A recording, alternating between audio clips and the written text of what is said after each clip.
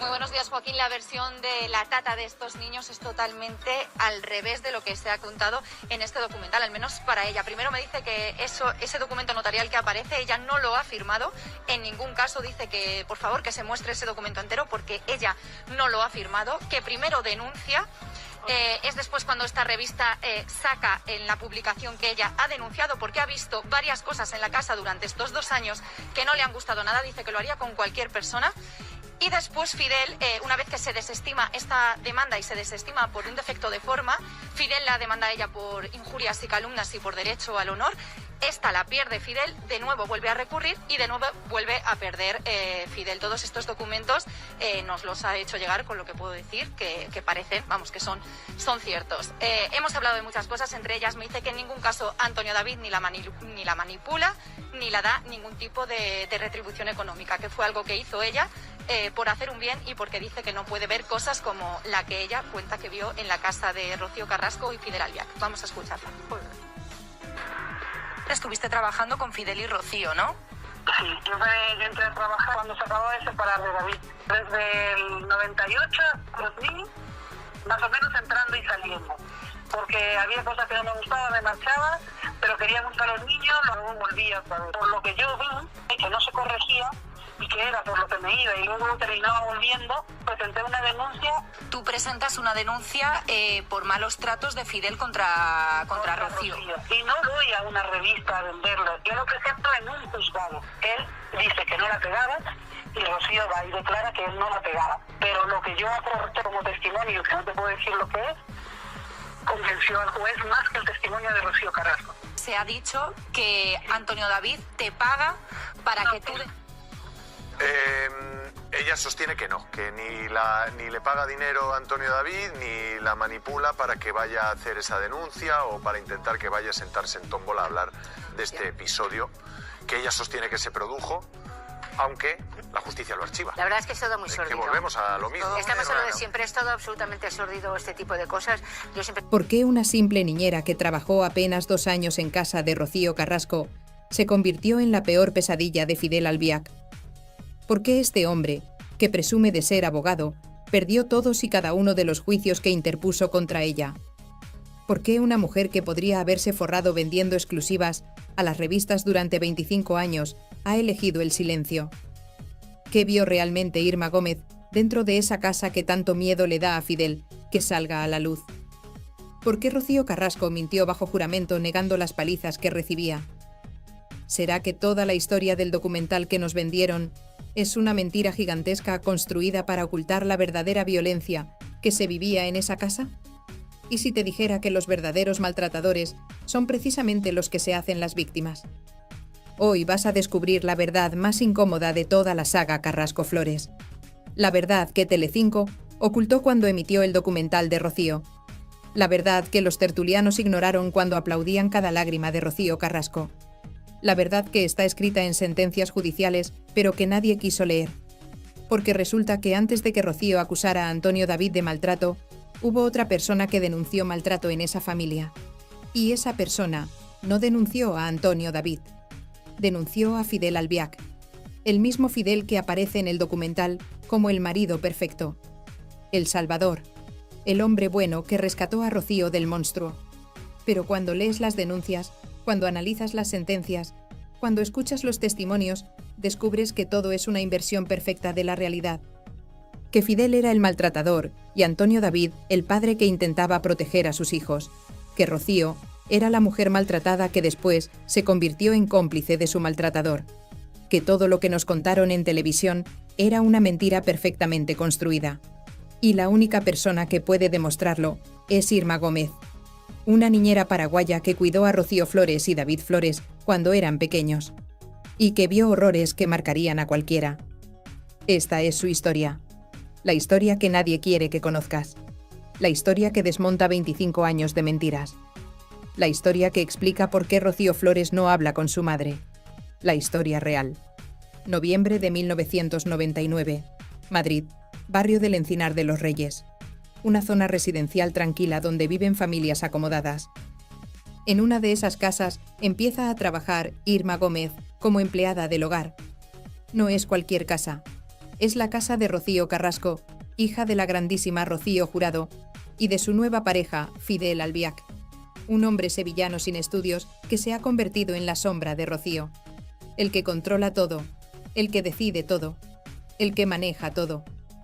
Irma llega con referencias impecables. Es una mujer paraguaya trabajadora, honesta, que vino a España buscando una vida mejor. Le ofrecen un trabajo interno, vivir en la casa, cuidar a los 2 niños pequeños de Rocío. Rocío Flores, que acaba de cumplir 4 años, y David Flores, que apenas tiene 2. 2 criaturas preciosas que acaban de vivir la separación de sus padres, que no entienden por qué su padre ya no vive con ellos, que no entienden quién es ese señor nuevo que duerme en la cama de su madre. Porque la separación de Rocío Carrasco y Antonio David Flores no fue limpia, fue caótica, fue traumática y sobre todo fue solapada con el inicio de la relación con Fidel. Rocío no esperó a estar divorciada para empezar con otro. Y eso, aunque muchos lo critiquen por razones morales, es algo que pasa constantemente en la vida. Las relaciones se solapan.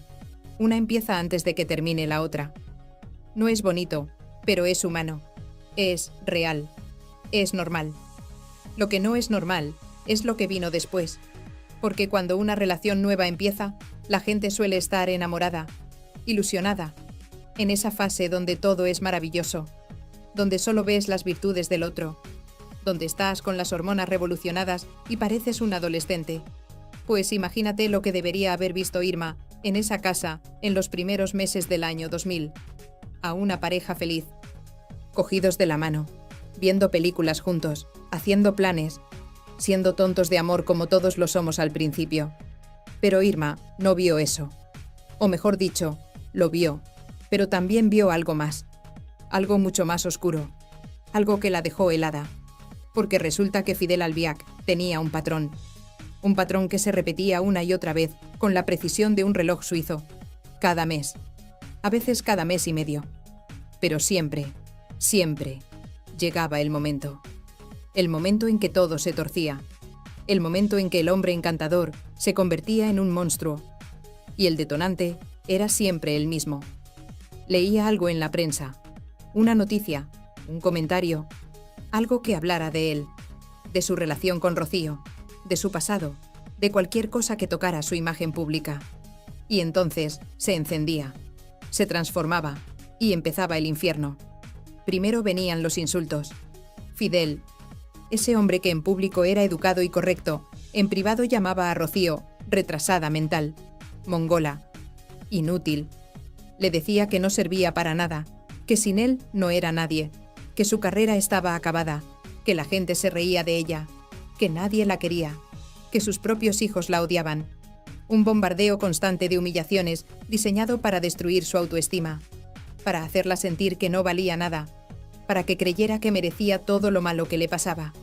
Y Rocío aguantaba, callaba, bajaba la cabeza, intentaba no provocar más, porque había aprendido que cuando Fidel empezaba con los insultos, era mejor no responder, porque si respondías, entonces venía lo peor. Entonces llegaba la violencia física. Fidel le ponía zancadillas para que se cayera, le daba cachetadas, la empujaba contra las paredes, la cogía del brazo con tanta fuerza que le dejaba marcas.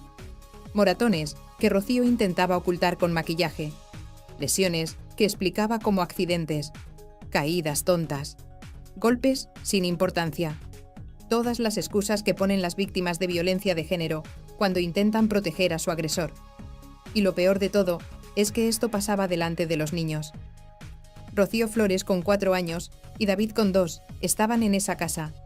Escuchaban los gritos, veían los golpes, presenciaban cómo su madre era humillada una y otra vez. Y eso deja huella, eso marca, eso destroza la infancia de cualquier criatura. Irma lo veía todo, porque vivía allí, porque estaba a las 24 horas, porque era testigo directo de cada episodio de violencia. Y al principio no sabía qué hacer. Tenía miedo, necesitaba el trabajo, no quería problemas.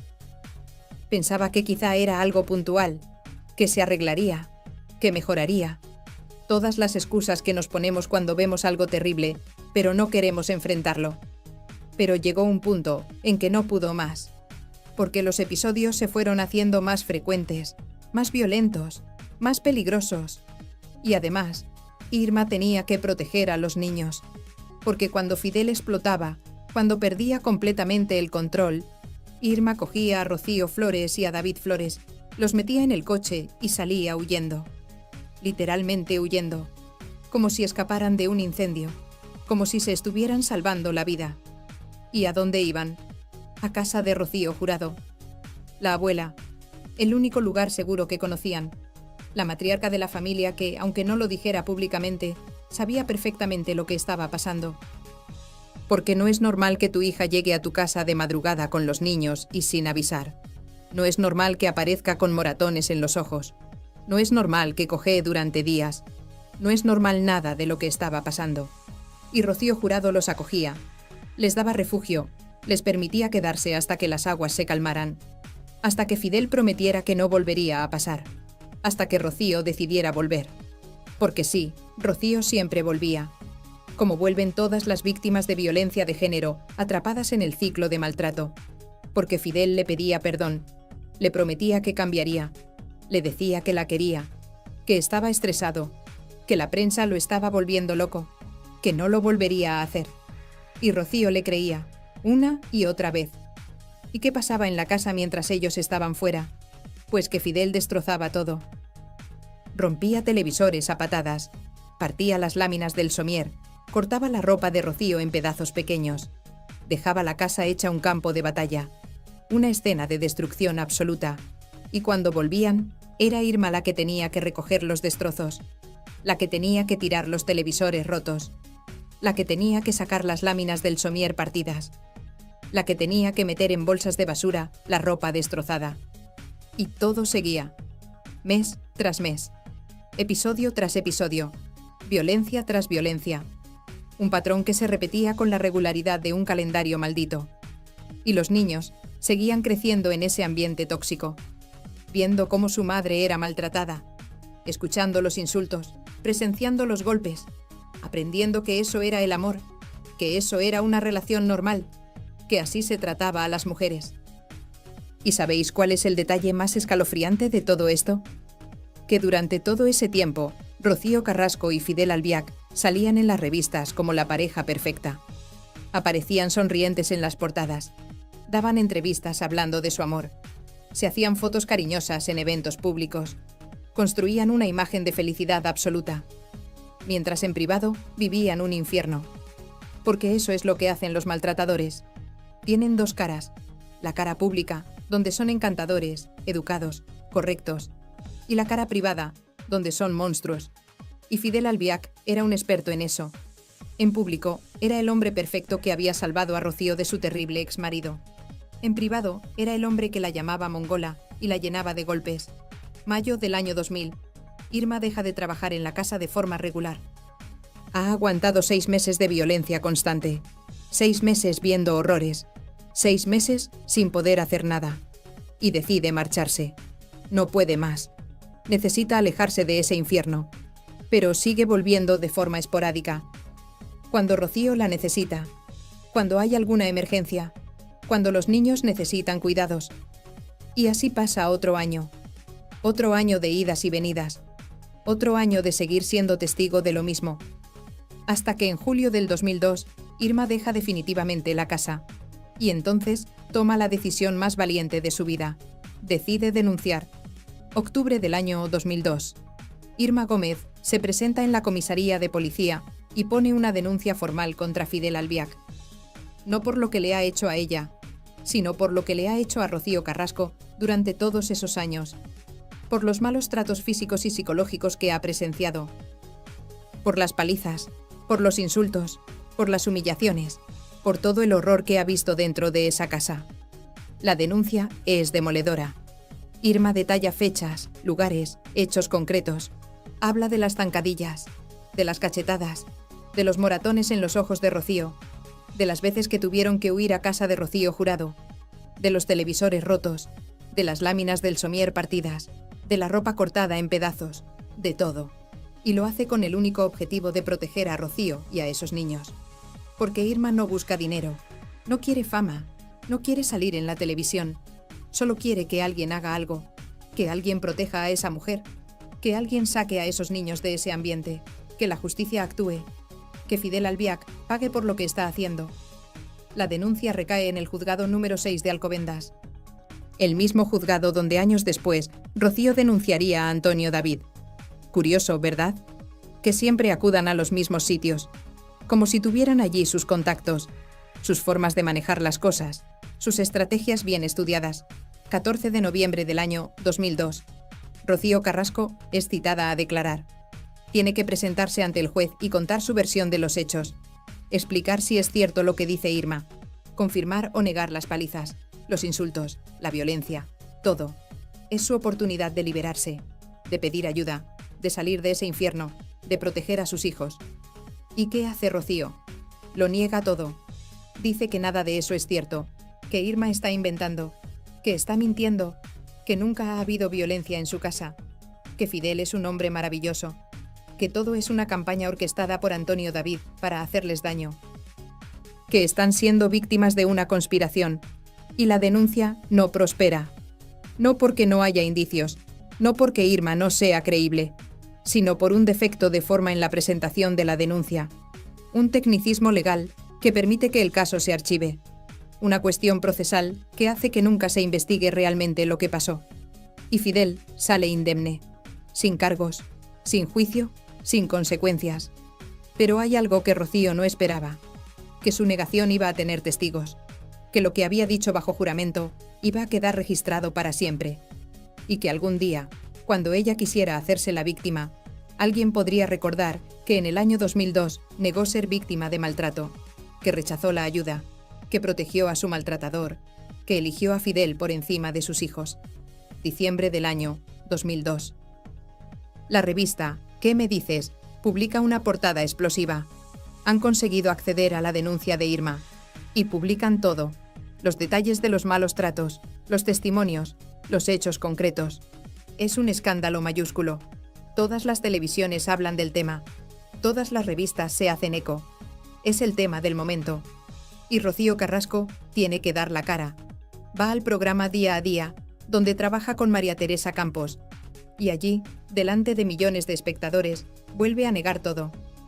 Dice que Irma miente, que nada de eso es cierto, que Fidel jamás le ha puesto una mano encima, que es todo una invención. Pero añade algo más, algo que va a marcar el resto de la historia. Acusa a Antonio David Flores de haber pagado 1 millón de pesetas a Irma para que denunciara a Fidel. 1 millón de pesetas, 6.000 euros. Esa es la cifra que Rocío lanza al aire, sin pruebas, sin documentos, sin nada que lo respalde, solo su palabra, y la estrategia es perfecta, porque al acusar a Antonio David consigue desviar la atención. Ya no se habla de si Fidel es un maltratador, se habla de si Antonio David pagó a la niñera. Ya no importa la violencia, importa el supuesto complot, y mucha gente se lo cree, porque Rocío es la hija de Rocío Jurado, porque trabaja en televisión, porque tiene el poder mediático de su lado. ¿Y quién es Irma? Una inmigrante paraguaya sin recursos, una empleada del hogar sin voz, alguien a quien es fácil señalar, alguien a quien es fácil desacreditar. Pero Irma sabe la verdad, y Antonio David también. Y años después, cuando Rocío vuelva a acusar a Irma de lo mismo en otro programa, Antonio David lo dejará claro. Nunca le pagó nada. Ni 1 euro, ni 1 céntimo. La acusación es completamente falsa, pero el daño ya está hecho. La semilla de la duda ya está plantada. Y mientras todo esto pasa, Fidel Albiac está estudiando. Está haciendo la carrera de Derecho a distancia. Porque después de ver cómo funcionan los tribunales, después de pasar por varios juicios y perderlos casi todos, ha decidido que necesita formación legal. No para ayudar a la gente, no para hacer justicia, sino para aprender a manipular mejor el sistema, para saber cómo presentar demandas, para conocer los trucos, para poder atacar mejor a sus enemigos. Y lo primero que hace con sus nuevos conocimientos es ir a por Irma. Presenta una querella criminal contra ella, por injurias, por calumnias, por atentar contra su derecho al honor. La acusa de haber difundido información falsa con el objetivo de destruir su imagen. Pide que sea condenada, que pague una indemnización, que se retracte públicamente, que admita que mintió, y presenta la querella exactamente en el mismo sitio donde Irma había presentado su denuncia, en el juzgado de Alcobendas, ese lugar que parece ser el escenario favorito de todos los dramas judiciales de esta familia, como si tuvieran allí sus contactos, sus formas de hacer las cosas, sus estrategias bien aceitadas. Pero esta vez Fidel se equivoca, porque Irma no está sola, tiene un abogado, un buen abogado, alguien que cree en ella, que sabe que dice la verdad y que está dispuesto a defenderla hasta el final. Y tienen pruebas. Tienen la denuncia original con todos los detalles. Tienen testimonios. Tienen documentación. Tienen la verdad de su lado. Llega el juicio. Y las dos partes exponen sus argumentos. Fidel, con todos sus conocimientos legales recién adquiridos, intenta demostrar que Irma mintió, que inventó toda la historia, que fue pagada por Antonio David, que buscaba dinero, que quería fama, que actuó con mala intención. Pero Irma y su abogado demuestran lo contrario. Demuestran que nunca cobró por la entrevista en ¿Qué me dices?, que nunca recibió dinero de Antonio David, que su testimonio es coherente, que los hechos que describe son creíbles, que tiene testigos que pueden corroborar partes de su historia, que no tiene ningún motivo para inventar algo así. Y el juzgado falla, y falla a favor de Irma. La absuelve de todos los cargos. Determina que no ha cometido ningún delito de injurias ni de calumnias, que su testimonio está protegido por el derecho a la libertad de expresión, que tiene derecho a contar lo que vio, que su narración de los hechos no constituye una intromisión ilegítima en el derecho al honor de Fidel Albiac. Es una derrota humillante para Fidel, después de estudiar derecho, después de preparar cuidadosamente la querella, después de estar convencido de que iba a ganar. Pierde. Y no solo pierde. Pierde con un fallo judicial que viene a decir que el testimonio de Irma es creíble, que tiene visos de realidad, que no es una invención descabellada. Pero Fidel no se rinde, porque los maltratadores nunca se rinden, porque necesitan controlar, necesitan ganar, necesitan destruir a quien se les opone. Así que apela, recurre el fallo en segunda instancia, pide que la audiencia provincial revise el caso, que otro tribunal le dé la razón, que condenen a Irma, y vuelve a perder. La audiencia provincial confirma el fallo de primera instancia, vuelve a absolver a Irma, vuelve a determinar que no ha cometido ningún delito, vuelve a ratificar que su testimonio es válido, que tiene derecho a contar lo que vio, que no ha vulnerado ningún derecho de Fidel. 2 derrotas, 2 juicios perdidos, 2 veces que la justicia le dice que Irma tiene razón. Y entonces Fidel comprende algo. Comprende que si sigue adelante, si agota todas las instancias, va a tener que enfrentarse a algo mucho peor. Va a tener que enfrentarse a los testigos. Porque hasta ese momento, el juicio se ha basado en documentos, en declaraciones, en argumentos legales. Pero si sigue adelante, van a empezar a llamar a testigos. ¿Y quiénes son los testigos principales de esta historia? Rocío Flores y David Flores, sus propios hijastros, los niños que vivieron en esa casa, que vieron todo lo que vio Irma, que sufrieron ese ambiente de terror. Y para ese momento, año 2003, Rocío Flores ya tiene 8 años, ya puede hablar, ya puede contar. Y si un juez le pregunta bajo juramento qué vio en su casa, qué pasaba cuando Fidel se enfadaba, por qué Irma lo sacaba huyendo en mitad de la noche, va a tener que decir la verdad. Y esa verdad va a hundir a Fidel para siempre. Así que hace lo único que puede hacer. Retira la querella, se bate en retirada, abandona el proceso judicial y dice que lo hace por no seguir dañando a la familia, por no exponer a los niños, por cerrar ese capítulo. Pero la realidad es que huye antes de que sea demasiado tarde. Antes de que Rocío Flores suba a un estrado y cuente toda la verdad. Y con eso queda establecida la cosa juzgada. Esas 2 palabras mágicas que protegen a Irma para siempre. Porque cuando un tribunal se pronuncia sobre un asunto, y ese asunto no se recurre hasta el final, queda establecido que no se puede volver a juzgar, que la decisión judicial es definitiva. Y en este caso, la decisión judicial fue clara. Irma Gómez no cometió ningún delito. Su testimonio es válido. Tiene derecho a contar lo que vio. Y eso significa que Fidel Albiac no puede volver a demandarla. No puede volver a querellarse contra ella. No puede hacer nada para callarla. Porque los tribunales ya dijeron que ella tiene razón. Ya determinaron que su testimonio es creíble. Ya establecieron que está protegida por la libertad de expresión. Pasan los años. Irma desaparece del mapa mediático. No vuelve a dar entrevistas. No vuelve a hablar del tema. Sigue con su vida. Trabaja. Cuida a otras familias. Intenta olvidar todo lo que vivió en esa casa. Intenta dejar atrás esos 2 años de horror. Intenta no pensar en esos niños que quedaron atrapados en ese infierno. Mientras tanto, Rocío Carrasco y Fidel Albiac siguen construyendo su vida. Se casan, aparecen en televisión, dan entrevistas, montan empresas y, sobre todo, construyen una narrativa. Una narrativa donde ellos son las víctimas, donde Antonio David es el malo, donde todo el sufrimiento viene de él, donde Fidel es el salvador que rescató a Rocío del monstruo. Y durante años funciona. La gente se olvida de Irma, se olvida de la denuncia, se olvida de los juicios que Fidel perdió, se olvida de todo. Porque Rocío y Fidel son expertos en controlar el relato, en aparecer donde conviene, en decir lo que hay que decir, en construir la imagen perfecta, hasta que llega marzo de 2021. Y Telecinco emite el documental Rocío, contar la verdad para seguir viva. Un documental donde Rocío Carrasco cuenta su versión de los hechos, donde acusa a Antonio David de haberla maltratado durante años, donde dice que sus hijos están manipulados, donde se hace la víctima absoluta de todo. Y en ese documental aparece Fidel como el héroe, como el hombre perfecto que la salvó, como el marido ejemplar que la ha apoyado en todo, como el único que la ha querido de verdad. Y Rocío llora, y la gente llora con ella, y todo el mundo se cree la historia, porque está bien contada, porque está bien producida, porque tiene todos los elementos de un buen drama televisivo.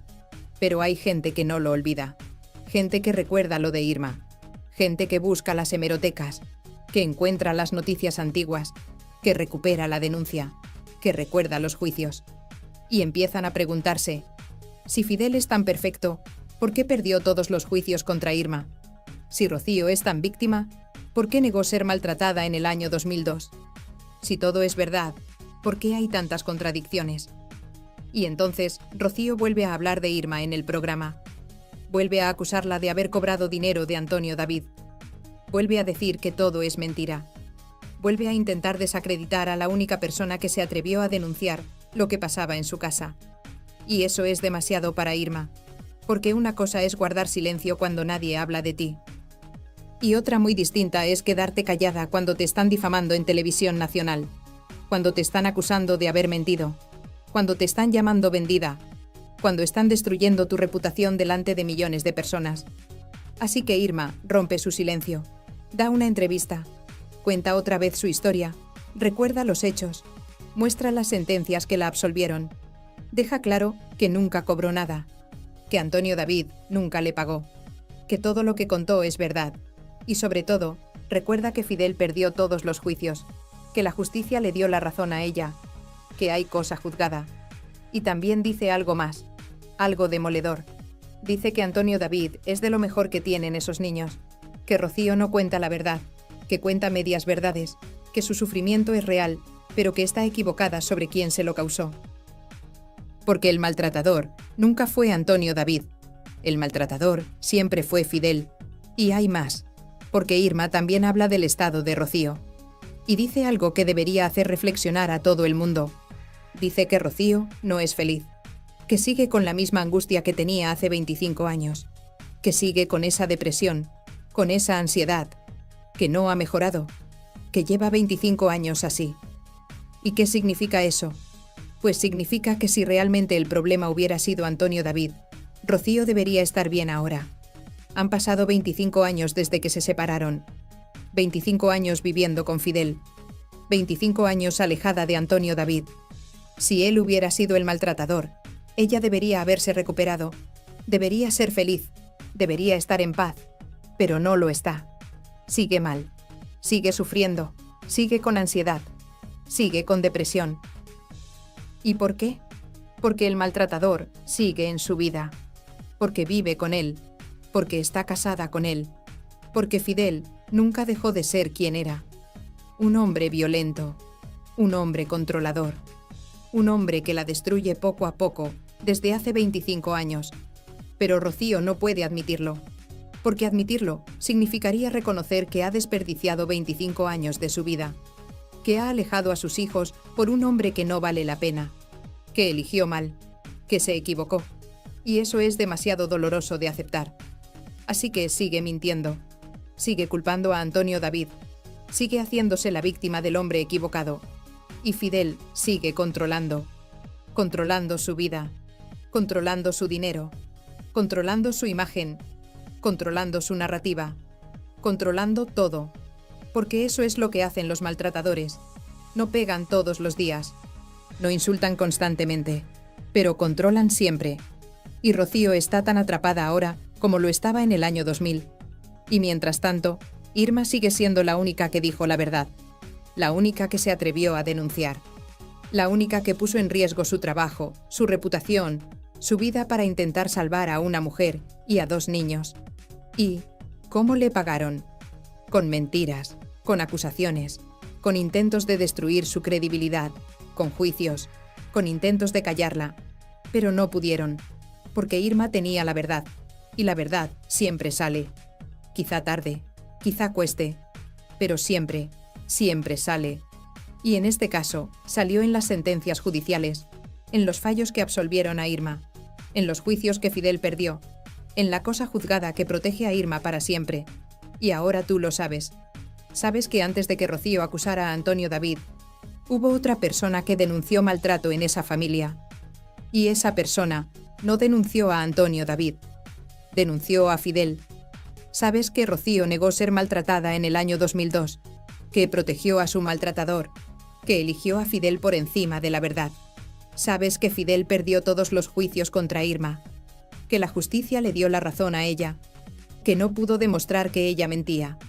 Y sabes que todo el documental que nos vendieron es una inversión de la realidad, que cogieron la violencia que Fidel ejercía sobre Rocío y se la endosaron a Antonio David, que construyeron una narrativa falsa, que manipularon a la opinión pública, que engañaron a millones de personas, que montaron el show perfecto.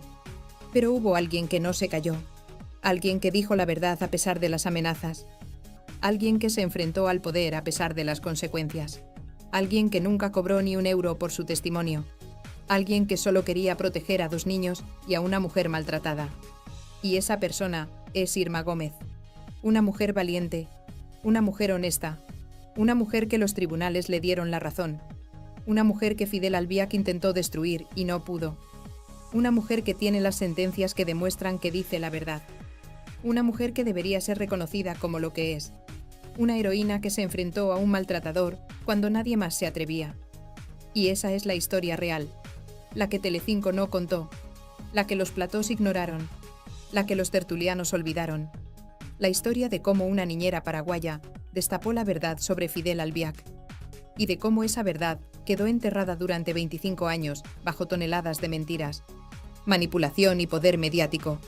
Pero ya no más, porque ahora lo sabes, ahora conoces la verdad, ahora entiendes por qué Rocío Flores no habla con su madre, ahora comprendes por qué hay tanta gente que no se creyó el documental, ahora ves claro quién es realmente Fidel Albiac, un maltratador que perdió todos los juicios, un hombre que estudió Derecho para atacar mejor a sus enemigos, un controlador que lleva 25 años manipulando la vida de Rocío Carrasco.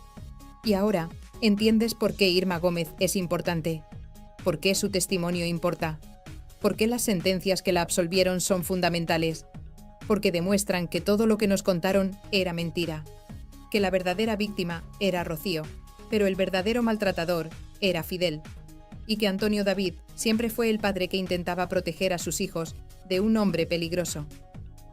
Esa es la verdad, la única verdad, la que está escrita en documentos judiciales, la que ningún documental puede borrar, la que Irma Gómez contó desde el principio, y por la que nunca, jamás, cobró ni un solo euro, porque su objetivo nunca fue el dinero, fue la justicia, fue proteger a 2 niños inocentes, fue hacer lo correcto. Y aunque la justicia no actuó como debería en su momento, aunque Rocío negó la violencia, aunque Fidel salió indemne, aunque los niños siguieron viviendo en ese infierno, al menos quedó el testimonio. Quedaron las sentencias. quedó la verdad documentada para siempre.